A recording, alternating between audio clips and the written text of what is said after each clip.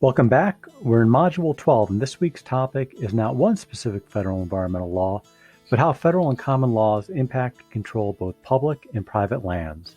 I call this land use controls and regulatory takings. How the law controls public and private lands is dealt with differently. For public lands, there are federal laws and agency regulations that regulate how government manages and regulates these areas. It might involve oil exploration in the Arctic Ocean or Alaskan tundra, or ranchers grazing cattle, or protecting the rights of campers. All these rights come under public land management. For private land, this involves the issue of eminent domain, the taking of private land for public good with compensation. There are many legal issues involved with this, so I want to spend the bulk of the lecture and legal cases on this issue.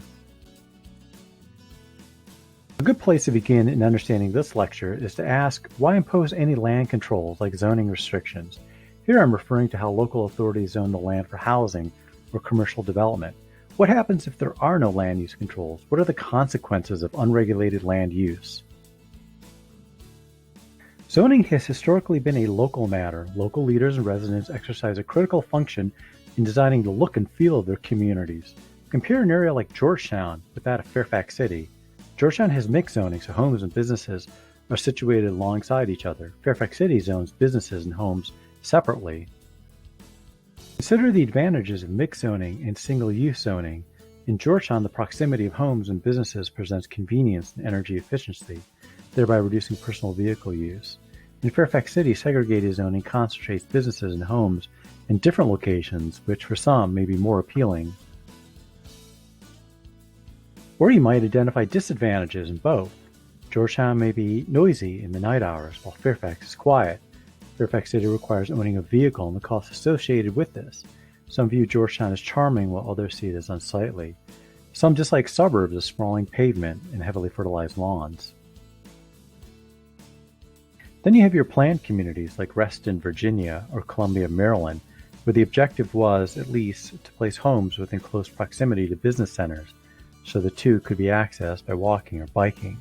These were great ideas in the 1960s, but both places have experienced explosive growth since then.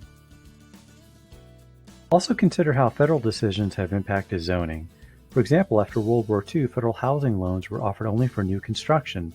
This resulted in a development boom for homes in the suburbs, but this affected housing in urban areas, which, without an influx of government-subsidized housing, fell into disrepair. Zoning has also had devastating impacts on the environment and human lives. Consider Hurricane Katrina in 2005.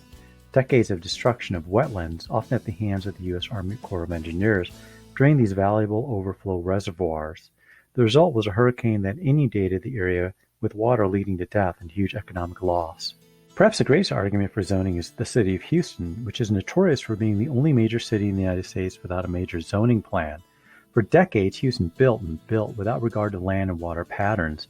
In 2017, Hurricane Harvey overwhelmed the city in a flood never seen before. This resulted in deaths and huge economic losses. So the takeaway here is that zoning plays an important role in our lives, from convenience and energy-efficient living to life and death consequences.